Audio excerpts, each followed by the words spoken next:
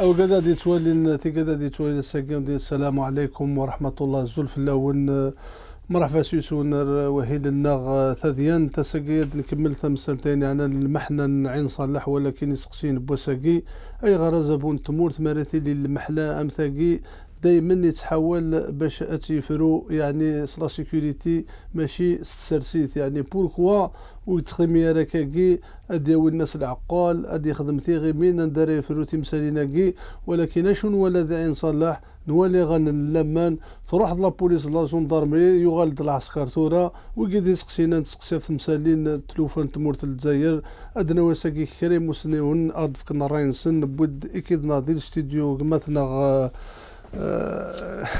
غادي يسفهم مساكي تمثالينا كي بوسميث اي غار نفرو تمثالينا ياسين الدراع ماشي السرسيس زوارا زلفلك اخويا محمد زلا في ذاك غادي توالينا كلاوناكي اون فات يعني استقسيكي بان باش هضر فلاس جو بونس با ان سامبل سيتوين يسعى يعني ثريري ويستقسيكي اخويا محمد خاطر نيت وكان السيتويان سامبل شعبي ونورمال كي يسعى ما كنيش قانتي ثلاث كفوسينس وتصور لي حاله عندها الحق كي مي سيتادير شنو زعما دنيني نوالا ثمورث الجزائر شاك فوا تسيين كمودن لي ماجي الهان وذمي الهان غير تمورا برا سيتادير ما الا تمورث لا ثمورث دي ساولن حوايج فوس غير ثمورث الجزائر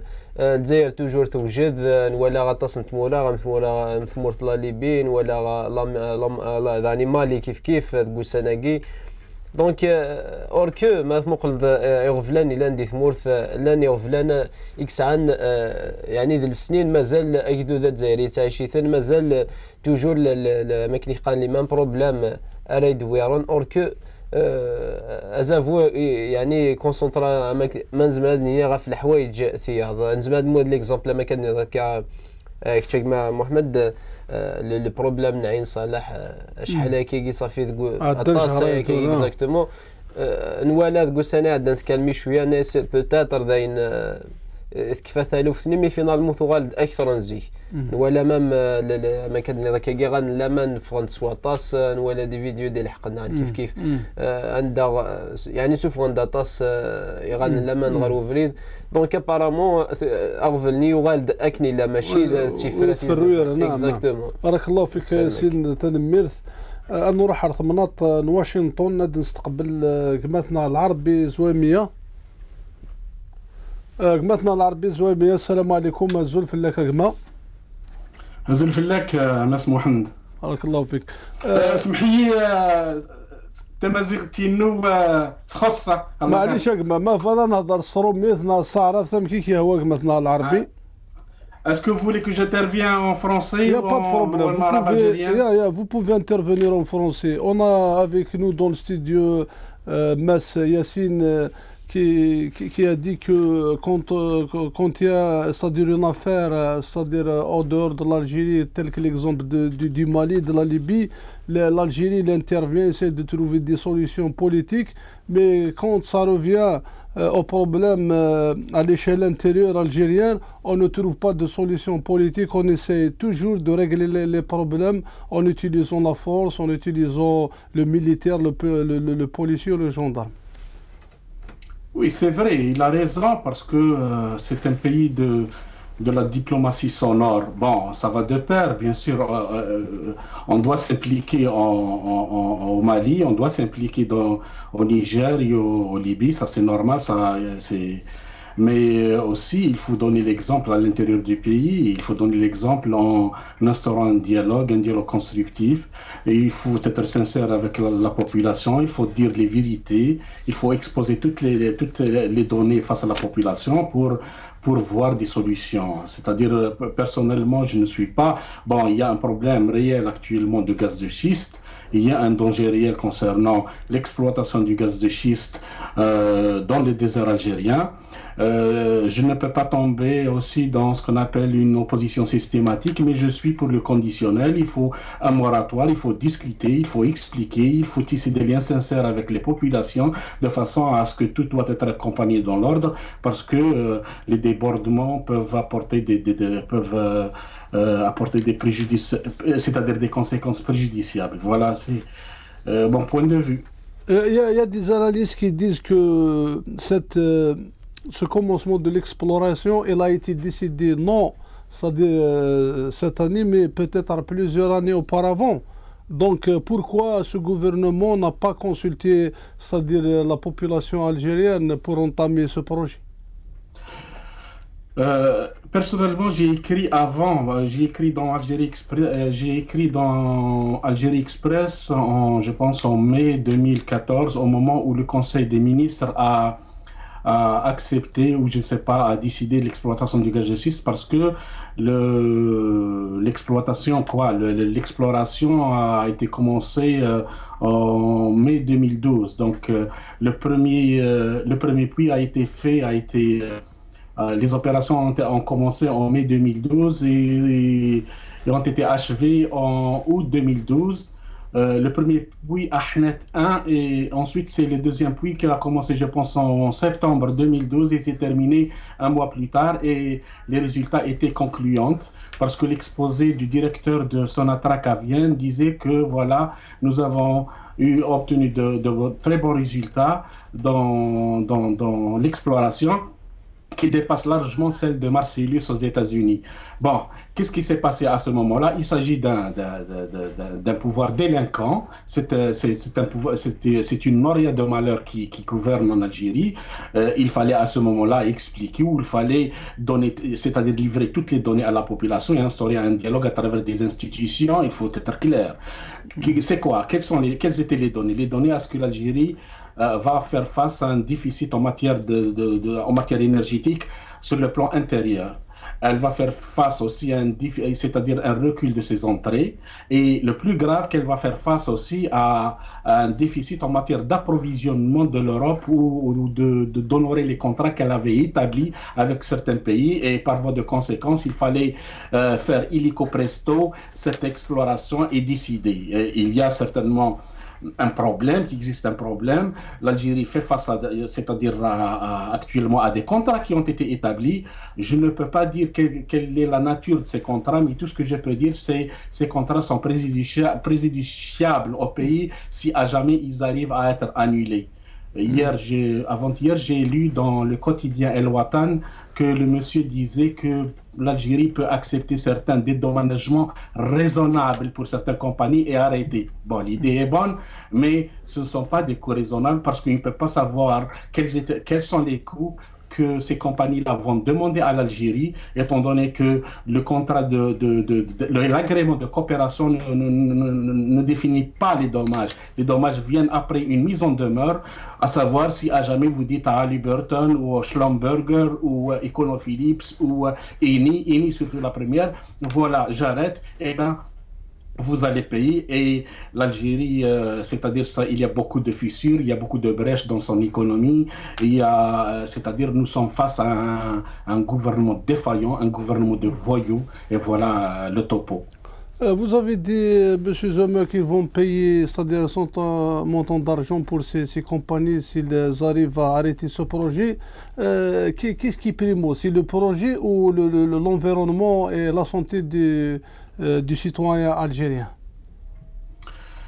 Moi, je n'ai pas, c'est-à-dire, moi, je fais un constat. Le constat est... Non, c'est pas pour vous. Quand on voit logiquement, c'est-à-dire, vaut mieux payer cet argent et ne pas, c'est-à-dire, polluer l'environnement, ne pas détériorer la santé des Algériens, parce qu'on a lu beaucoup d'articles, c'est-à-dire des recherches de la part de certains spécialistes en Amérique par rapport au projet qui a été fait du fracking. Ils ont trouvé, c'est-à-dire les enfants qui sont nés à 2 km de la région où la cassure hydraulique de cette roche, les enfants qui naissent là-bas, là-bas, c'est des enfants qui naissent avec des déficits, avec un APCAR, c'est-à-dire une diminution de poids, une diminution de la taille. C'est de nouvelles recherches. Donc, automatiquement, l'effet néfaste, l'effet négatif de ce projet va se répercuter sur notre population. Comment notre pouvoir, notre gouvernement ne peut pas prendre ça en considération? C'est ça? Oui, tout ce que vous dites est vrai, c'est-à-dire la situation est telle qu'on est face à un danger actuellement, l'exploitation porte un danger. Ça, c'est un constat. Maintenant, quelles sont les conséquences si à jamais ça va arriver? Bon, elle est gérable ou elle n'est pas gérable, je ne peux pas décider de l'étendue des dégâts. Mais tout ce que je dis, c'est que nous sommes face à un pouvoir irresponsable. Non seulement irresponsable, c'est presque il est à la limite de l'antinationalisme. Voilà, ça c'est la définition de cette caste, de ce pouvoir fantoche. La meilleure méthode, c'est que d'arrêter et de gérer peut-être, de contenir les conséquences financières. L'étendue, je ne le connais pas. Et d'arrêter, de faire un moratoire, d'expliquer, de débattre et de voir la situation c'est-à-dire partout, c'est-à-dire sur tous les angles. La situation doit être éclairée, c'est-à-dire elle doit être visible pour que la société en elle-même peut dégager un consensus. Mais actuellement, il faut arrêter. Je ne sais pas, je peux pas. C'est un gouvernement de clandestins. Je n'ai pas beaucoup de données. Qu'est-ce qu'il a fait avec qui il a fait quoi? Ça stipule quoi? Est-ce qu'il peut honorer ses engagements l'année prochaine en matière d'approvisionnement de l'Europe en matière de gaz naturel conventionnel? Est-ce que ce gouvernement-là peut gérer réellement la consommation intérieure algérienne? Est-ce que ce gouvernement-là peut faire fonctionner ces turbines électriques pour donner l'électricité à l'Algérie? Est-ce que réellement ce gouvernement-là est capable d'avoir d'autres ressources financières pour faire face à une dynamique revendicatrice calamiteuse qui occupe la vie quotidiennement? Je ne peux pas vous dire. C'est un gouvernement de clandestins et on essaie d'avoir le maximum d'informations pour avoir une idée dans quelle rivière exactement il est en train de pêcher du mauvais poisson. Les gens du Sud, spécifiquement les gens d'Ain Salah, n'ont pas arrêté les manifestations et en même temps il y a du support de la part de plusieurs associations, en même temps la conscience du peuple algérien par rapport au danger de l'exploitation du gaz de schiste. Est-ce que vous pensez, vous avez, c'est-à-dire que vous nous donnez votre scénario, qu'est-ce qui va venir? Est-ce que le gouvernement, avec toutes ces pressions, va arrêter ou il va continuer, c'est-à-dire malgré tous les dégâts? Moi, je salue premièrement le sens du civisme de ces populations. D'accord. Et je les salue profondément. C'est la vérité, c'est vrai, et ce n'est pas son ordre. Seulement, il ne faut pas tomber dans le tronçonnage ou le saucissonnage de la société algérienne. Tous les gens de bonne volonté qui peuvent apporter une contribution doivent l'apporter. Nous ne pouvons préjuger sur personne. S'il y a un parti politique qui veut dénoncer, il est le bienvenu. On ne doit pas faire des stratifications un petit peu de combat ou de revendication. Quel est le comportement actuellement du gouvernement? Premièrement, je suis désolé que la situation est dégénérée et que je vois des militaires qui s'ingèrent dans une situation purement politique et qui du ressort du gouvernement exécutif. Ça, c'est gravissime parce que vous avez ici déjà un passage à un autre niveau où certaines structures dépendantes de l'État qui seront écrasées. Où est le maire de Ain Salah qui est l'autorité première? Ça, c'est grave. Je pense que le gouvernement, peut-être, il va surseoir. Ça, il ne peut pas continuer parce que c'est grave, c'est très grave. Il fait face à des gens déterminés, ça peut dégénérer et ça peut faire une tache d'huile et peut amener d'autres populations à rallier le mouvement et nous risquons de tomber dans pratiquement une scission territoriale si ces sentiments de frustration ne seront pas vraiment bien gérés. Je pense que d'autre part, nous sommes face à un gouvernement qui est désorganisé. Les relations des triades et des billades qui commencent à apparaître, c'est un gouvernement qui est indiscipliné, c'est un gouvernement bourré d'incompétents qu'on les a ramenés dans... C'est un gouvernement de marché de puces. Voilà. Est-ce qu'il est à la hauteur de gérer? C'est une situation complexe, mais en tant qu'Algérien, tout ce que j'aime mon pays, je n'ai pas à le démontrer. Je suis né là-bas, je vais retourner là-bas, ma famille est là-bas, mes amis sont là-bas. C'est mon pays et ça me touche et ça m'intéresse. C'est la chose là qui m'intéresse beaucoup, beaucoup plus actuellement parce que je pense que l'Algérie a été poussée vers un entonnoir et وربي يستر. بارك الله فيك العربي زويمية سي واشنطن ثاني ميرثا مقراطون فورو ميرسي بوكو بور سات انترفونسيون ميرسي بوكو. نروح سينفكي ويسين كمثنا محمد مقران مكاحد نرحب سيس عسلامة ينك. قتلونا علمنا خلق وجلاء اسم حسيسان لقناة المغاربية كسنا عسلامة ينك سي مكاحك ما أساقد نتمثل يعني في مسألة المحناقي الجنوب خاصة عين صلاح يعني سقسينا نسقسي أم كيدينا ذاك مثلا ياسين نكوني ماثلي كرا المحنا يقفغلنا في ثمورتنا أنا زل أتنفرون عندنا في ثفرانين سرسيت ولكن ما ندوغال داخل ثمورتنا دايما نستعمل إيغان اللمان شرق ديني ضفت مسالتاكيك مثلا مكاح كذا كلام هذه مثلا محمد الحق شغل الزبون ما تنتهيش ولا ياخذ ما كاين الا شغل الجيش التونسي وكان يهتم في الكواسيون والكلام خاطر لا نضرب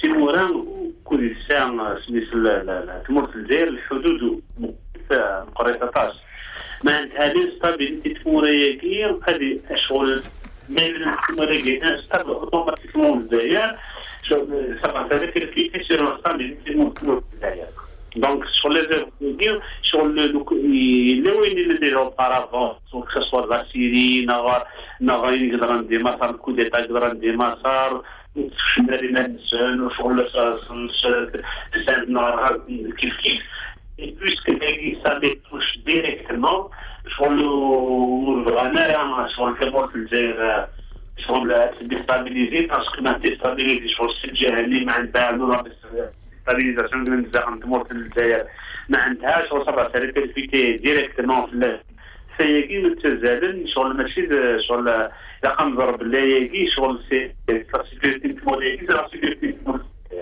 مي مالوريزمون شغل ماشي نحسف انه شغل اني وقادني سواء دي مالي نغدي بيساوي انه تفرات الحوار تفرات الديالوج رقم المولتنا سي لا شغل مخادنا طلع توتال صار لينا نسلس المال وتعيش الدكار يعني فرح شحال اللي ولا سميت اصلا راحن ومانيفيستين ونقبلنا في الشيء من بعد السيدي تاعي ثروه وطنيه لا خاص نستخدم وما كاين شغل تعرف حتى النفس معنى شغل دو بوا دو ميزور شغل سبيو هذه اللي قال قبل شنو سواء الديالوج يتمر في الجزائر شغل سواء دورين لا شوص العنف كنا خدمني من عين صالح يروح لنا مانيفيستين لا باز نيا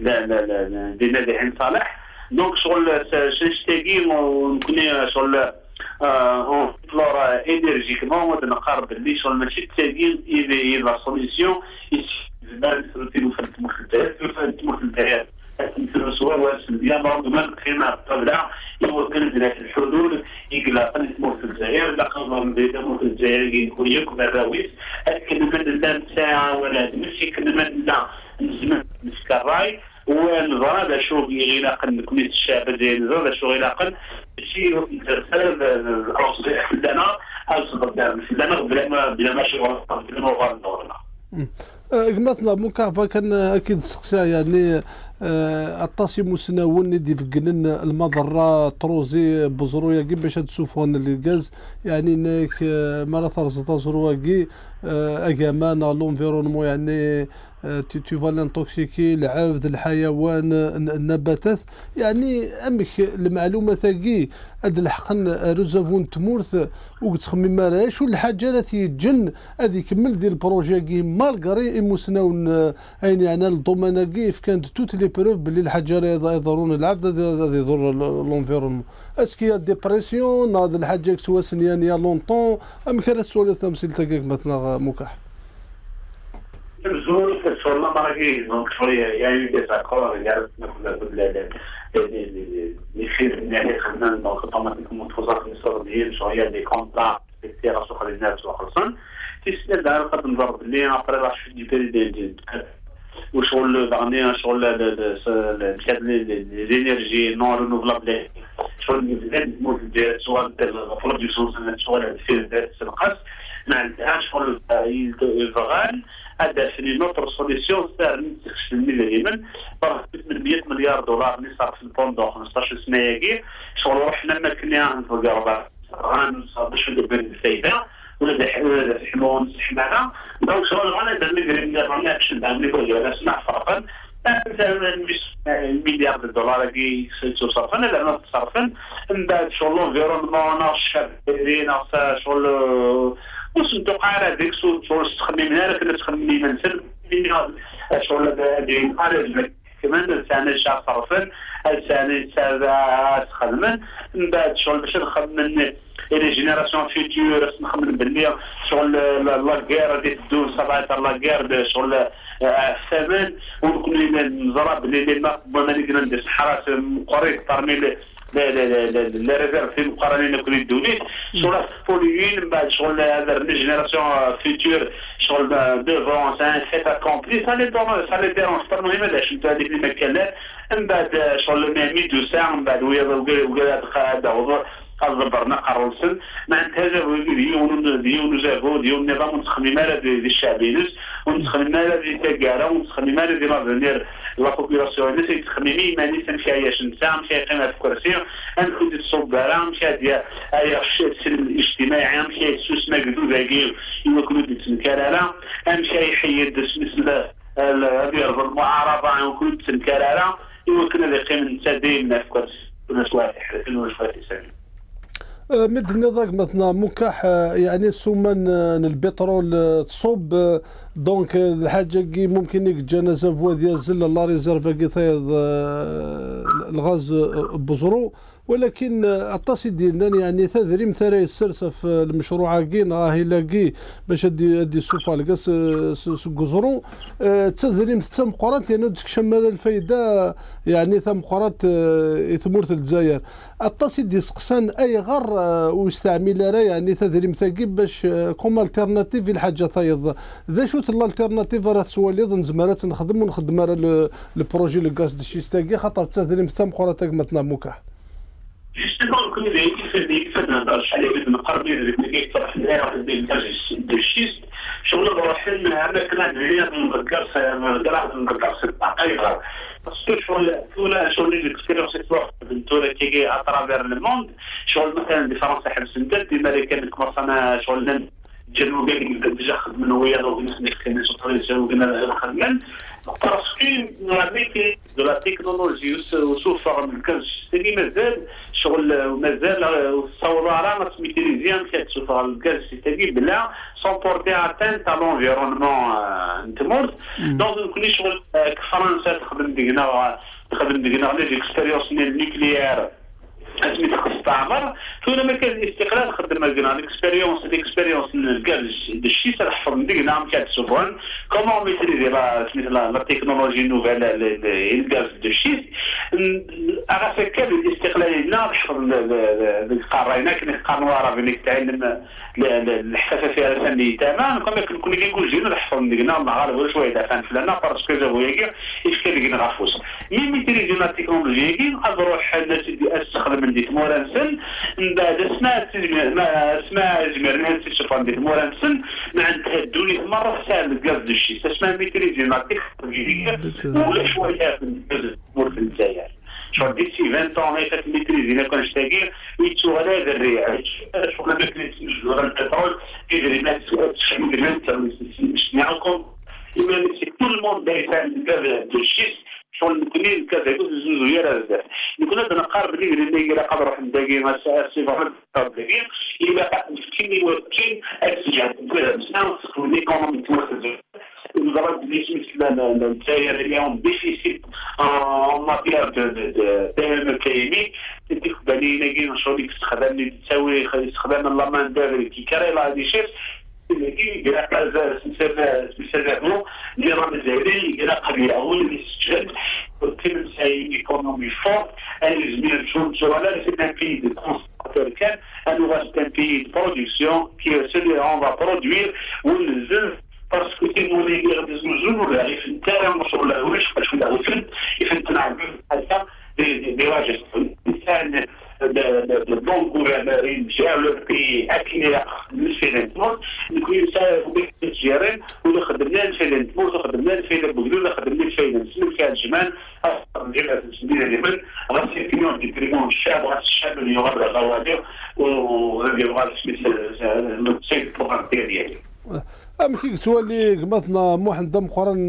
مكاح اللي حاله دي تسنر زدات دي مومون ولا باللي زافون تمورتي شي كاع العسكر ثمناط الجنوب يعني عين صالح وممطون سما وقدود عين صالح يعني مازال تكملتي مسكانين الناس دي مانيفيستاسيون ام كانت تولد لو سيناريو اللي حاله دي تقدم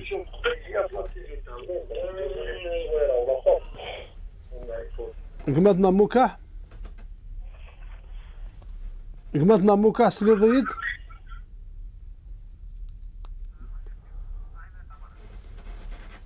يروح انا قمتنا موكاح معليش هاد النوار قمتنا ياسين سقصاد قمتنا محمد مقرن موكاح يعني في تمثال تاقي لو سيناريو يعني اللي حالات دي تقدما نوالا باللي الحكومه تشجع يغال لما العسكر ثمورث سمن طمناط عين صالح جينيرال يقبل العسكري صبر دينا وممطون الخبرات دي لحقن وقدود عين صالح ويحب سارتي مسكينه قد يكمل حاجه يعني من خاطي البروجي كي شو السيناريو السوالي مثلا ياسين ان فات هنا محمد مالك مقل لي سيناريو عندنا دي ثمورث النار سواء ملاكابيلي en 2001 ناغ لي زيفينمون كي عندنا مورقلا ولا ندير السونتر كيف دي الجهه النوردان كيف شحال ماشي تي مسكانين تي مزويره دي ضران دي ثمورت دونك كي كوي ايطارون تاد كوماسين تاكاكي شعب هذا سيتادير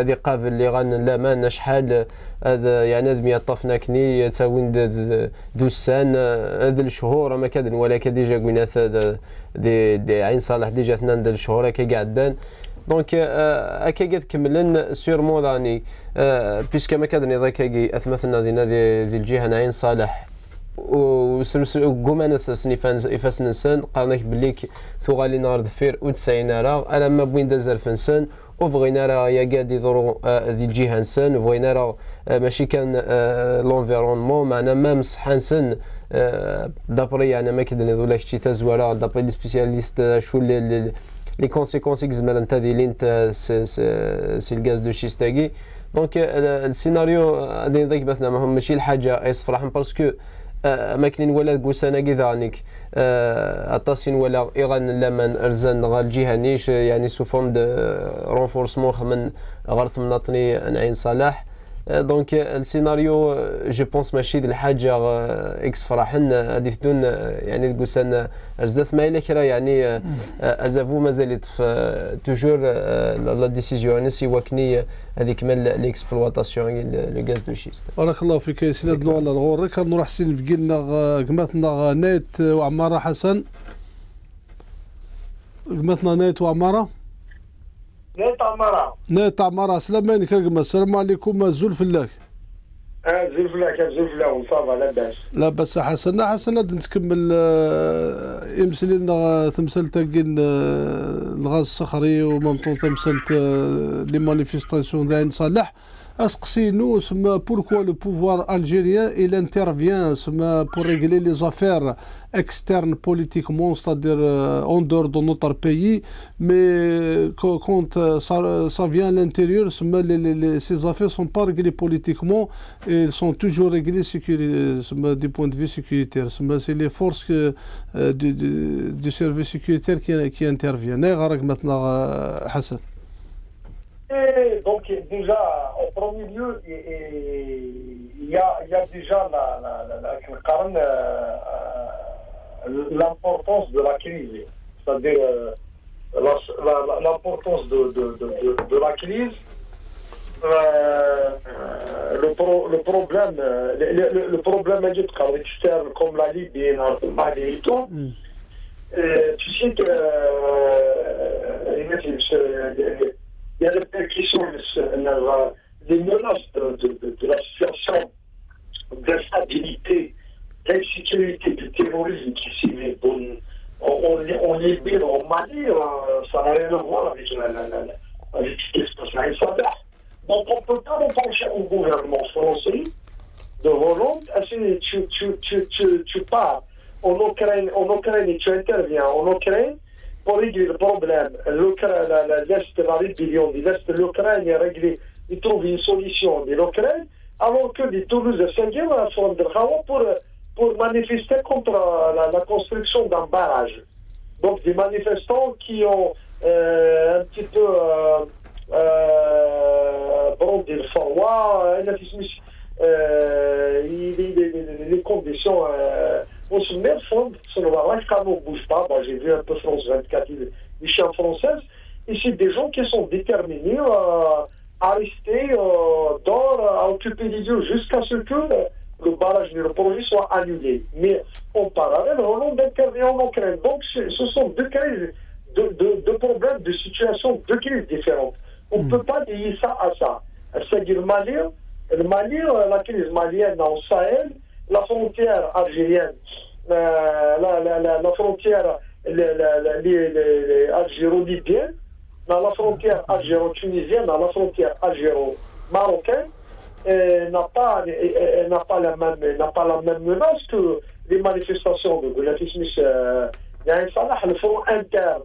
La contestation, à la limite, il est maîtrisable. Donc c'est des Algériens, mais quand vous faites face à un truc de terrorisme, à une rébellion, à une guérilla du groupe terroriste, c'est pas pareil. Donc l'effort, parce que l'Algérie déploie des efforts pour régler la crise malienne à Libye, selon l'ampleur de la menace. La menace est vraiment sérieuse. C'est pas la menace des citoyens de Salah qui exprime un peu le refus du projet de l'exploitation du gaz de schiste. Donc il faut faire la différence entre les deux situations. Une situation qui n'a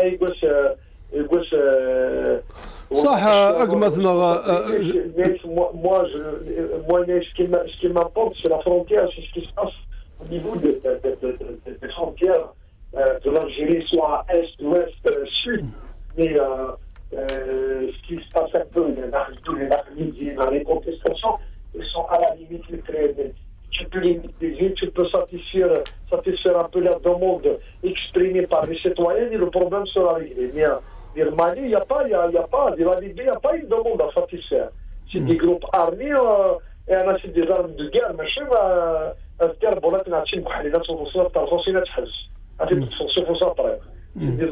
guerre, c'est des armes munitions qui alimentent un peu le front guinéen. Donc c'est pas deux situations, c'est pas un comparateur. Je suis d'accord avec maintenant تاع مراوغ اي غير المحنثي كنت عايشين كدي ثمورث ونولى رسم شغل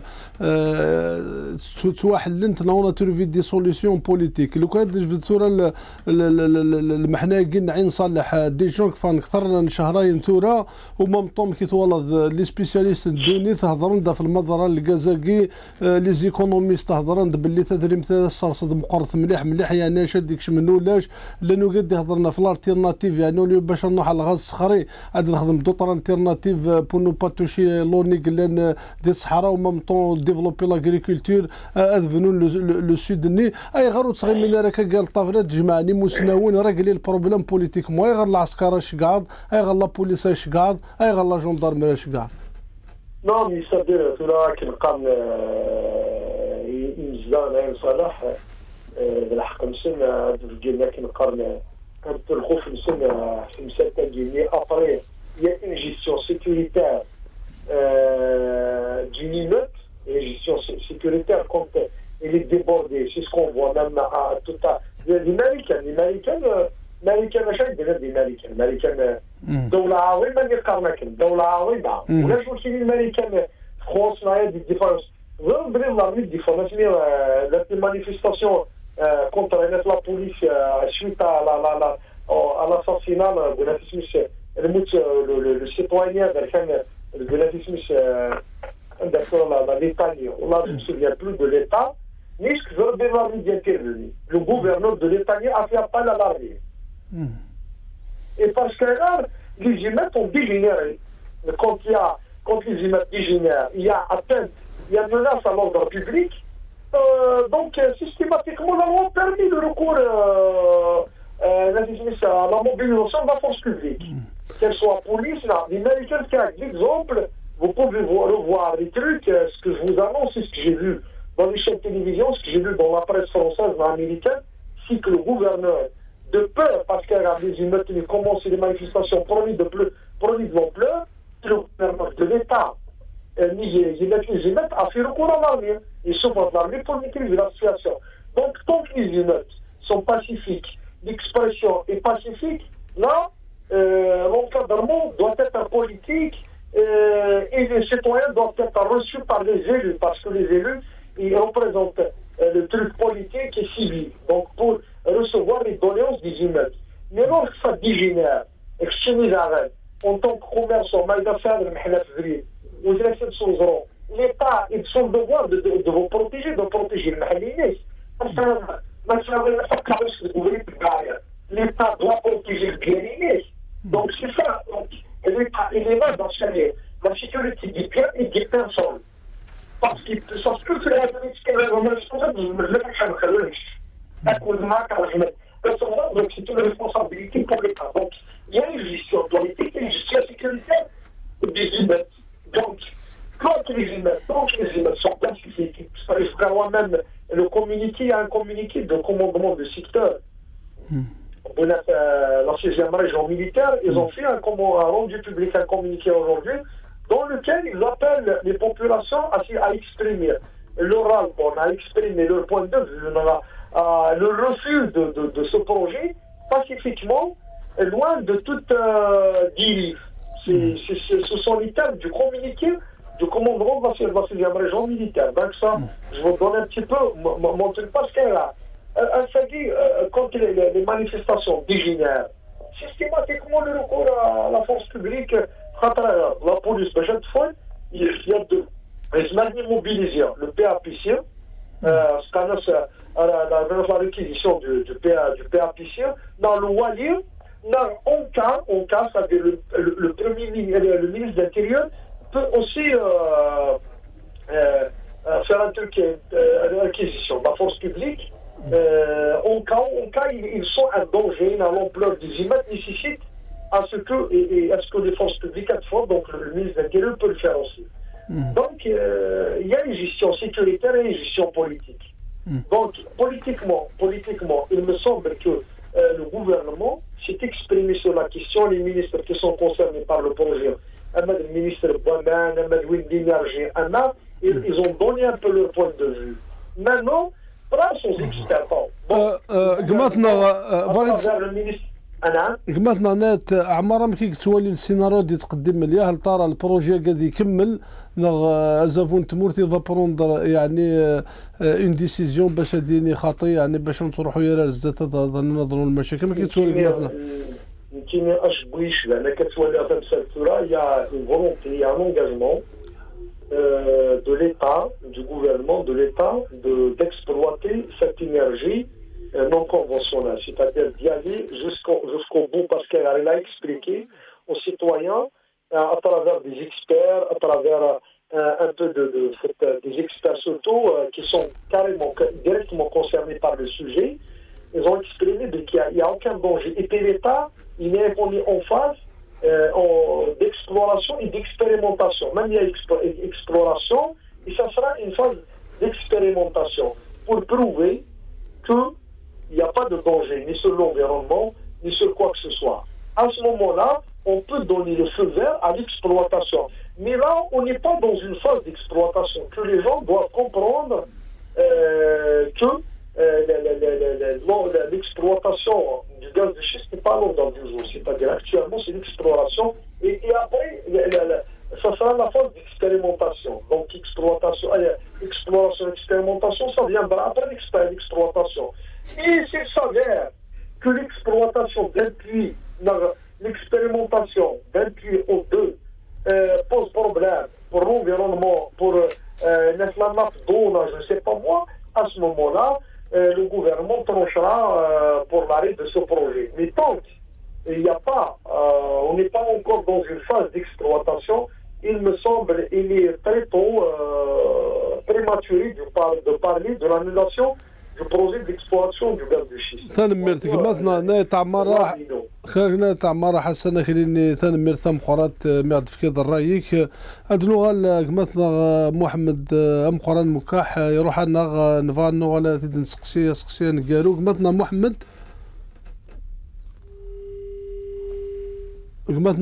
مكاح روح أنا مثلا محمد مقرن مكحد نغال رغورك مثلا ياسين مثلا تعمار حسن إنك يعني قال دونزيم فاز بريميتيف تمزورود كان وصلا زاكي يعني وراني تبان باللي تمثل تاكي ليكسبلوراسيون تدور لونفيرونمون تدور العبد الا كنخدم لي تيست نرجو اش غادي نضيف ثلاث الحاجه يعني الغاشيه زرانت ماشي نكوني ديم زويره راه خدمن سيتادير يخدم البروجي كي وسوف عن الكازاكي انوزرو اطاس انت موراك زوارن ثم زوار ديك سنت امريكان فرنسا ذاكي دي ثمورت لونجلتير سان كيلكو كريمو خانكا لانت ثمورثيات دونك الامريكان ديجا اطاس مخانا ندي تحبسن يبثنا محمد اتصل تمناضينا ندي تحبسن باسكو لي تيست نسن فقنا بالليك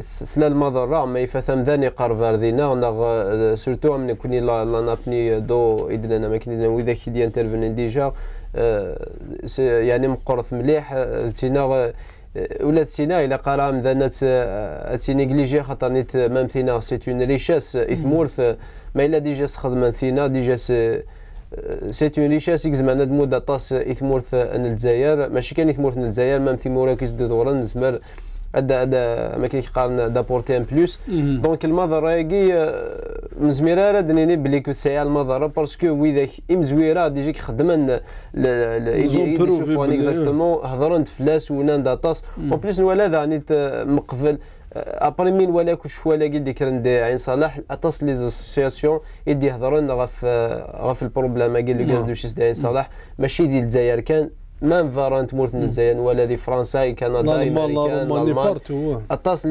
دي نان بلي كاش تاكي دي الحاجه ديال المضره اي سورتو الى غاشين نعين صالح دونك الدونجي مذان الى قرا اثين اكزاكتومون الا ماشي الحاجه اي فروم بارك الله فيك يا سيدنا ما وكذا غادي تولي انت غادي تولي نروح سي في الدم مشطوح ادنو غالا الغرون قيمتي كذا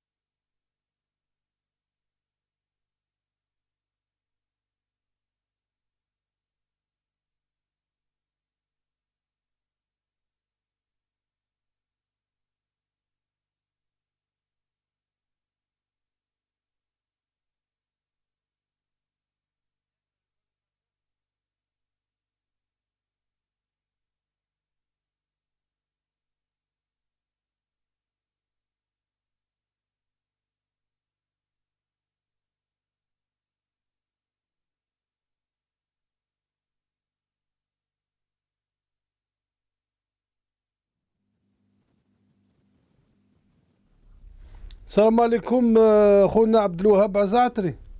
اهلا. السلام عليكم. نعم اني نسمعوا اخي.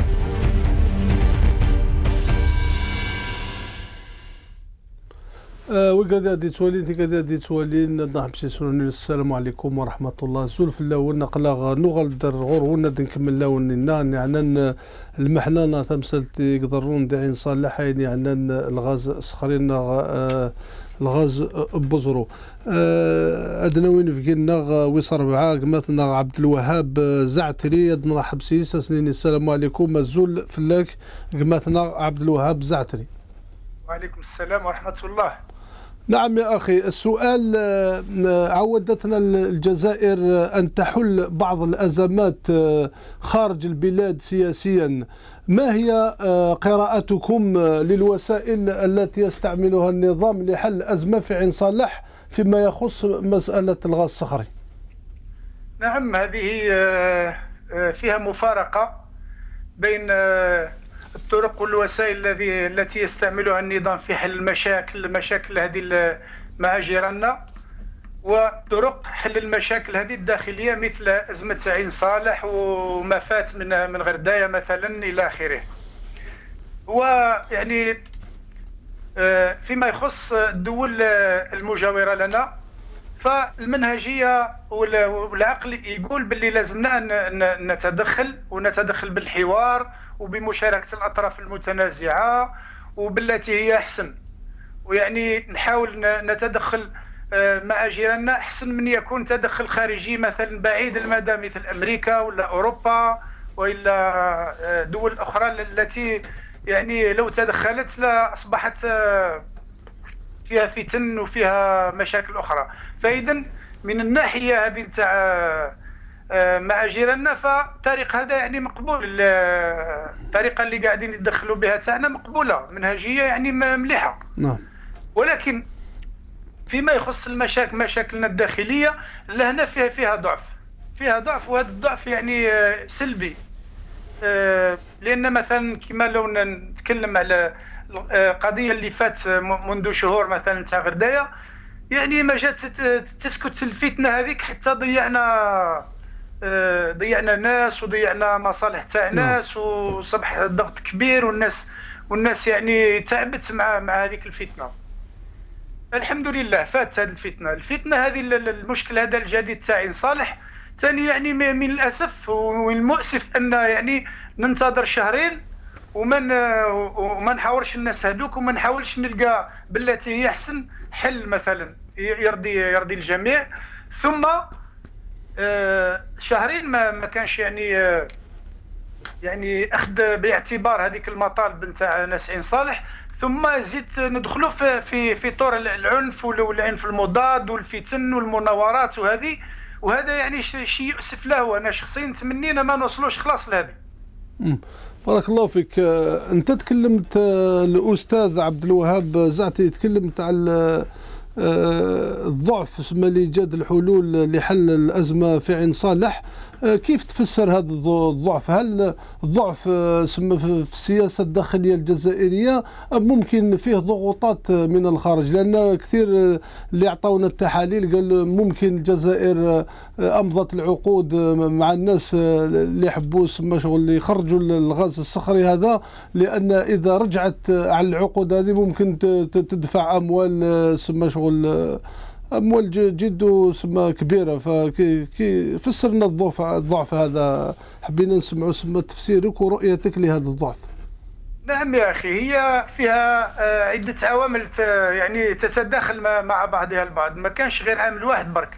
لان مثلا هذه القضيه هذه اللي الراي هذا نتاع المحللين مثلا اللي يقول باللي من المؤكد مثلا ان يعني المسؤولين في البلاد هذه كانوا مضوا عقود، وبما انهم مضوا عقود فانهم نوعا ما تورطوا، فكيفاش يتراجعوا؟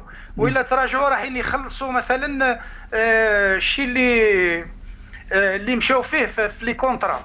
هذه نقطه. ولكن انا نقول لك هذه ممكن ولكن مش غير هذه برك. لان مثلا شفنا في المشروع مثلا تاع ديزرتاك تكلموا عليه وفرحوا به وقالوا لنا بلي راح ينجز مشروع ديزرتاك، هذاك مشروع الطاقات المتجدده. وهذاك المشروع ما كانش فيه معارضه مثلا نتاع فئه من الشعب في الصحراء ولا في غير الصحراء اللي مثلا تعارضوا.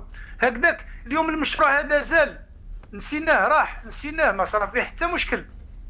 فاذا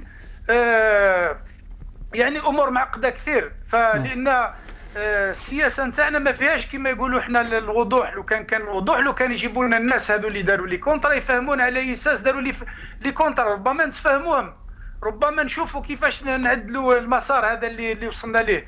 ولكن انا نظن فيها عوامل اخرى، لان العقليه بعد نتاع التصرف نتاع مثلا النظام نتاعنا هو ما يسمعش للاخر، يعني وكانه يقول انا راني في يدي السلطه فاذا افعل ما اريد. وهذه تزيد على ربما الموضوع الاول كاين، ولكن تزيد عليه العقليه هذه، بعكس ما يقول مثلا انا نفتح هذا الفئه نتاع المواطنين اللي عندها مخاوف وعندها هواجس مثلا، سنا نشوفوا كيفاه نلقاو حل. لا، انا عندي سلطه فاذا انا اطاع. وزايد عليها كما قلت الشيء اللي لاحظوه المحللين، وهذه مش غريبه، يعني انهم يكونوا مشاو في لي كونطرا قالوا لهم هذا خير كبير وكذا، وانتم ما عندكم ما خسرتوا، احنا نجيو نجبدوه وانتم تديوا الدراهم وكذا وكذا. فهذه من العوامل يعني. وكاين عامل ثالث ثاني، وهو ان المجتمع نتاعنا هذا مازال ماهوش مجتمع يعني اللي هو ياخذ مثلا بنوابه بممثليه، مازال ما ياخذش يعني مازال ما ياخذش المسؤوليه تاعو كامله. لان مثلا افتراض ان هذه السلطه تتاسف في القضيه هذه، وكاين ناس ورطوا الدوله هذه نقولوا في دي كونطرا، ولكن يبقى مجال تاع التدخلات مثلا الاحزاب السياسيه، النواب هذو بكل مازال عندهم مجال يتدخلوا قبل ما توصل الامور الى العنف والمشاكل هذه. وحتى ماهمش مثلا سياسيين، كان شخصيات مثلا معتبره في الوطن نتاعنا، هذا هو الفرصه تاعها وين تتدخل وتقول يا ناس هذه فتنه وهذا القلق هذا والحرج هذا، وربما يفيض علينا من الضغط بزاف، يفيض علينا ويزيد يولي عنده تدويل وكذا، ونوليو في مشكله اللي لو كان اليوم نحبسوها خير من غدوه. هذا رأيي. الأستاذ عبد الوهاب زعتري فيه سؤال يحيرني وممكن سؤال ليك انت ايضا كمواطن. احنا من المفروض العاقل اسمه الانسان الجزائري ولا الشعبي يفكر يقول باللي النظام تاعنا نظام راهو هنا باش يحرص عن البيئه الجزائريه وباش يحرص عن الصحه تاع الفرد الجزائري، ولكن البحوث والمختصين في المجال في هذا المجال بينوا بان فيه اضرار ومخاطر تاع المشروع هذا، اضرار تلتحق بالبيئه واضرار تلتحق بالانسان والحيوان والنباتات وما شبه ذلك.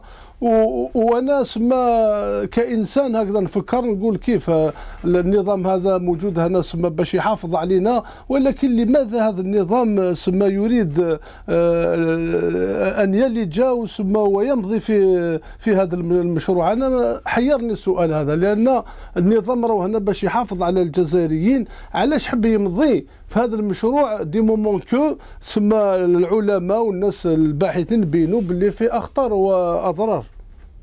نعم فعلا اخي الكريم، هذا سؤال والله يعني في محله، والسؤال يحير صح حقيقه. لان شوف كما تفضلت يعني انا درست مقالات كثيره يعني فيما يخص الغاز الصخري، فيما يخص الهواج تاع الناس وكل. فعلا فيها الرأي الصائب هو اللي يقول لازم الانتظار، لأن صح التجارب اللي داروها الأمريكيين خاصة في السنوات هذو اللي فات في جميع المواضع في جميع المناطق، وكاين خرجت منها مشاكل، مثلا مشاكل صحية، مشاكل بيئية، مشاكل زلزالية، كثير من مواد، حتى مثلا مواد اللي تخرج من تحت الأرض مثلا كيما الرادون هذا اللي هو راديو اكتيف يعني. نعم. فيها كثير من المشاكل، الارسونيك، لو رادون، لو بلون، كاين بزاف دي سبستانس توكسيك. وي كاين دي سبستانس توكسيك اللي يزيدوهم، وكاين دي كيما هذا الرادون ماده تخرج من الارض، لما يخرج الغاز ويخرج الماء وهذيك يخرج معاه. نعم. ففيها امور كثيره. والراي الصايب يعني هذه بدون ما ننحاز لهذو ولا هذو، الراي الصايب يقول لك لازم التريث، حتى هادو مشاكل بانوا لازم يدرسوا علميا، حتى من بعد العلم يفصل فيهم، لازم تقوم فيهم ابحاث. وكاين جامعات امريكيه اللي بدات تدير في الابحاث هذه. نعم صح حقيقه، جامعه بنسلفانيا كما ماساتشوست وبنسلفانيا. نعم جامعات اللي بدات تبحث، ولكن هادو لازم تحبس وتعطيهم الوقت يبحثوا حتى يثبتوا باللي مثلا ها الضرر هذا مؤكد، والضرر هذا مثلا الانتشار تاعو على 10 كيلومتر ولا 100 كيلومتر، ولا يلوث المياه الجوفيه ولا ما يلوثاش. دونك هذا المشاكل اللي بانت من الغاز الصخري هذا وين راح تدخل في طور البحث العلمي يعني الحقيقي. فاذا لازم ننتظروا 4 سنين 6 سنين 8 سنين، ما بزمان تتطور التكنولوجيا وتزيد تعرف بحقيقه يعني بدقه هذه المشاكل اللي فيها الضرر، ومن بعد يعالجوها اصحاب التكنولوجيا هذه نتاعنا. ومن بعد سيدي معليش الا تستغلها.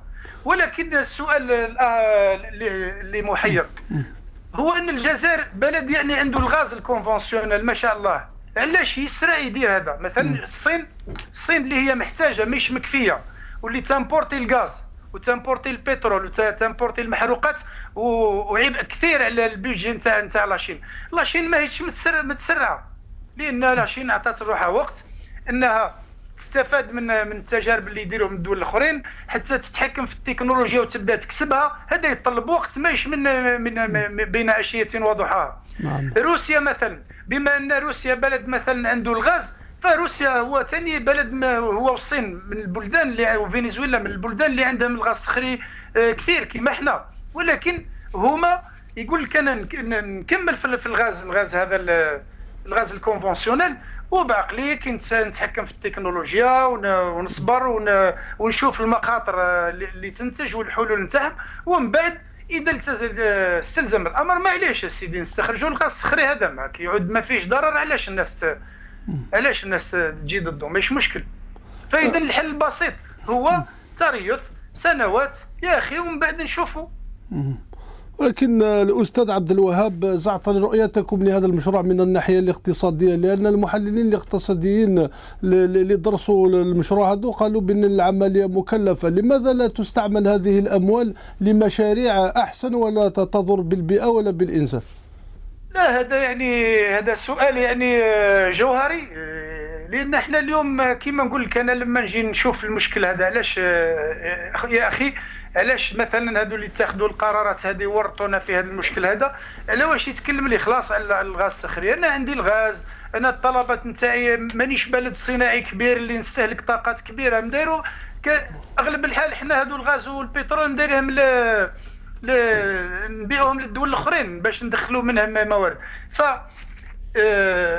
الحل الحقيقي هو اللي نعيبوا عليه مثلا الحكومات هادو اللي فاتوا، هو انهم ما دارولناش تنميه. لو كان داروا تنميه، لو كان حنا ما نهضروش على الغاز الصخري هذا خلاص، لان التنميه هذيك من انتاجنا، احنا من انتاجنا من صناعتنا نوليو عندنا ومن زراعتنا عندنا نوع من الاكتفاء، وحنا ندخلوا الدراهم مش من غير الغاز والبترول، ندخلوا الدراهم من فلاحتنا، من زراعتنا، من صناعتنا، من انتاجنا العلمي، من كل شيء. علاه نبقى باقي معتمدوا؟ اذا هذا فشل، هذا يعني حكومه 2 3 4 اللي مازالوا ما دارولناش مشروع تنموي حقيقي. كيفاش هذا؟ وزايد راه لي نكملوا هكذا حنا في سياسه نجيبوا الدراهم تاع الغاز الكونفونسيونيل والغاز هذا الصخري ونوليو نوزعوا اللي يوجعوا راسو نعطيوه شويه دراهم ونقولوا له اسكت. هذا ماهوش حل يعني بصراحه. ما هو السيناريو الذي يراه الأستاذ عبد الوهاب زعتري فيما يخص هذا المشروع؟ هل السلطة سوف تأخذ قرارات لإيقافه أم أنها سوف تمضي؟ أنا والله يعني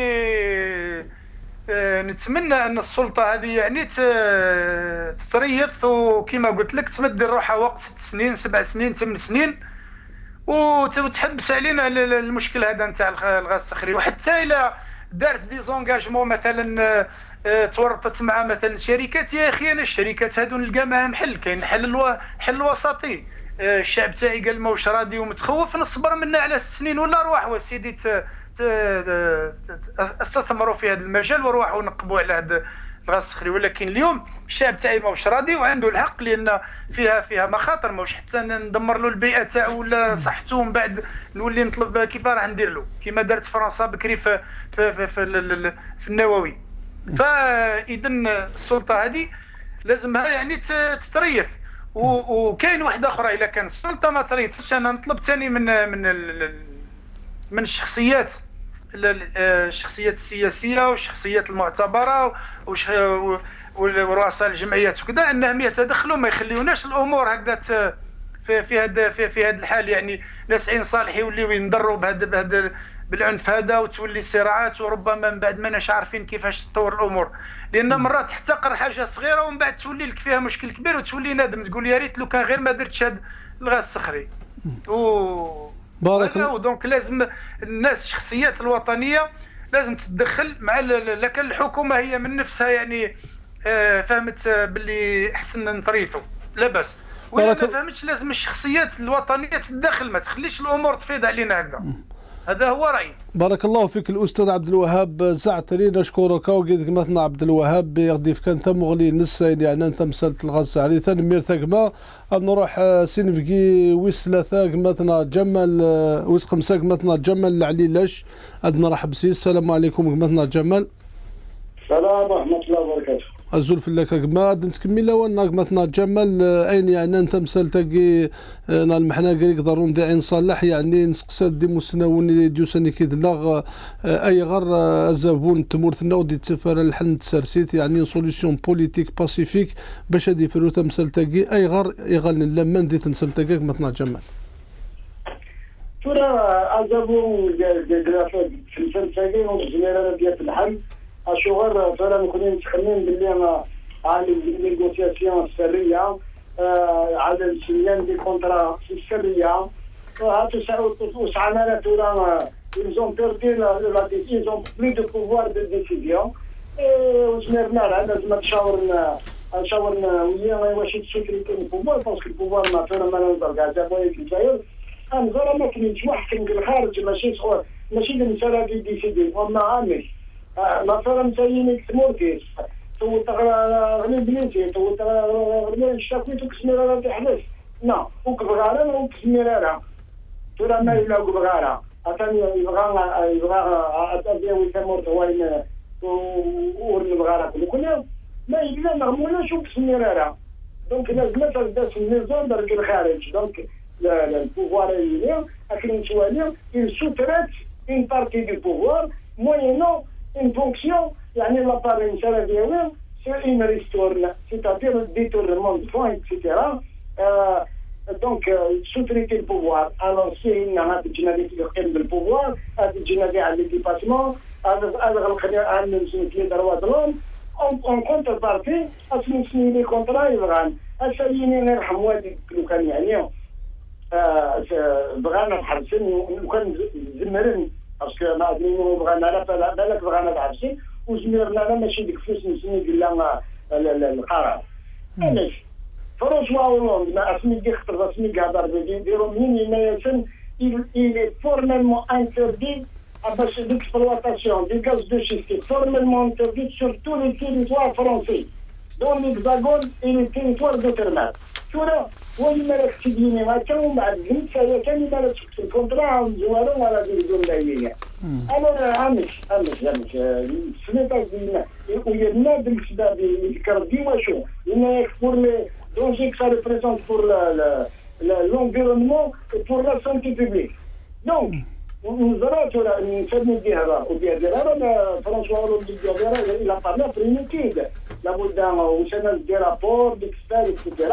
اهتمام باليوم ونتعدى لا نشتري كنود نكرين عن التجارب النوويه غورنا ما نسكايش نتورا زعما تدعمنا لنا الغاز دوشيس عندي نستدو ما كاينين نو القرار ماشي كيفاش نسمي à mon avis parce que شوف شهرين il y avait des manifestations pacifiques لكن d'une part le pouvoir il aurait pu agir et interagir et intervenir chez eux non il n'a rien fait. Ils ont poussé au pourrissement. Après le pourrissement, ils ont poussé à l'intervention musclée des forces de l'Union. Ils sont en train de provoquer la population. Ils ont poussé jusqu'à l'intervention musclée pour qu'il y ait une réaction. Et quand ils se démettent, ça va garantir. Il y a une chose du Sahara, tous les problèmes qu'il y a eu, je crois que vous avez évoqué les problèmes du Mali, non, نهضر قمتنا جمال عليناش المسلاد يعني مثلي تمثلت في فران تمورث ثمورث نازبون تمورث نا سلطة تمورث تستعمل تسرسيت يعني l'intervention politique pour régler les problèmes يعني pourquoi on intervient sécuritement ناس لا sécurité ناس اللي غنلمن باش نفرو تمثالين تمورثنا. justement المعالجة elle est toujours sécuritaire pour le peuple algérien. Quand il s'agit d'aller négocier, d'aller médiatiser, de faire une médiation avec entre la Zawad et le pouvoir central au Mali, à la Libye, en Libye, tout ça, eh ben, ils utilisent la diplomatie. Donc la diplomatie a deux poids, deux mesures. La diplomatie pour l'extérieur et il connaît le bâton pour l'intérieur. Pourquoi? Parce qu'ils reçoivent des ordres, moi je pense qu'ils reçoivent des ordres, le pouvoir, à mon avis, il est sous-traitant du pouvoir. Il sous-traite le pouvoir parce que le pouvoir est ailleurs qu'en Algérie. Il sous-traite. Il sous-traite et moyennant نراك غض النظر غض البصر الروميين الفرنسا الامريكان en général l'Occident يتغاضوا على لي ديباسمون على الانتهاكات حقوق الانسان على واش هو on échange et كاس نتامر parce que quand vous regardez la carte géographique للجزائر ماشي شمالية مثلا يساوي كنيسة البحر يكسر quand même il y a interdiction pour des territoires qui dépassent la superficie d'une grande wilaya du nord. عندهم شعر دروين الشمس البيزا كمان زين تنبوت انا زين نلقى رانا مستعمرين d'une certaine façon. وقال اتفاق يعني الشعبيين باسكو شوف رسولوا القرار عن الشعب ولا الحزبيين يدلق البرلمان بالبلديات tout ça parce qu'ils sont tous ils sont tous d'accord. tout le monde الشعب وقال اتفاق الشعبيين الاتفاق اليوم في شويه السد تمر غيرين ولا في زنبل بس سي او بابل دو سترون دو لانشارج ماتنا ولاش وكلا قرن سكنت حتى داير اي بي امس ارحم والديك il va régler le problème au Mali un gros problème de guerre يعني fratricide et en Algérie وكسمينا لا ندير ريجلي البروبليم من غردايه ما يكتريني من صافي قريبا سكوف وكسمينا لا ندير ريجلي البروبليم من راينا الناس سي با بوسيبل il y a quelque chose qui cloche donc il n'est pas libre d'agir il n'a pas les mains libres. بارك الله فيك قبتنا جمال العلي لا شك اني ثنمير ثم قرات في ثموغليكينك ديوث دقيقه نغر قبتنا ياسين باش نخدم اسمها لكن تورادو ويجد دي فكانو قرين سنه قبتنا يعني في جنند سما سلبيه للمشروع كي لاش وين دينا يعني لازم المشروع كي هذيك يكمل خاطر ديك سطاس الاضرار مولا شغيلي في ديوث دقيقه كملها نهضر.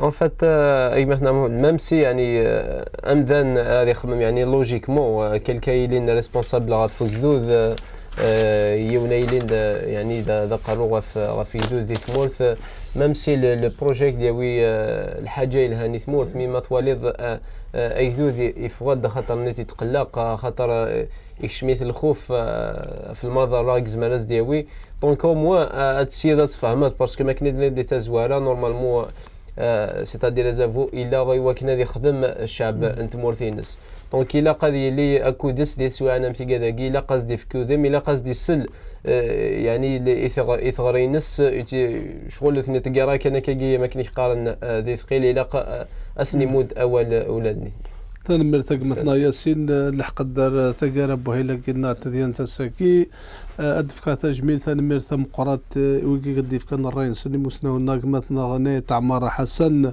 ذا نغمس ذي الكلية الجيري قمتنا الأستاذ محمد دم قران موكا حمسي والنوكافر نحمس قمتنا جمال العليلة شي قدشن دي سرسيث نتاذا نقارون في قاون قمتنا العربي زوامية ذا قداشي سرسيث قلان دي الماريكان واشنطن قمتنا عبد الوهاب الأستاذ عبد الوهاب زعتري ذا مسنوانين على سرسيث ذمسا كون يدي كان اوك ثم زوث او دنيني ثنمير ثم قرات ذي استديونا قمتنا ياسين يردي شاركنا سيدك دينا ثنمير ثم قرات جاي وند لهنا ارتوفات والسلام عليكم ورحمة الله تعالى وبركاته.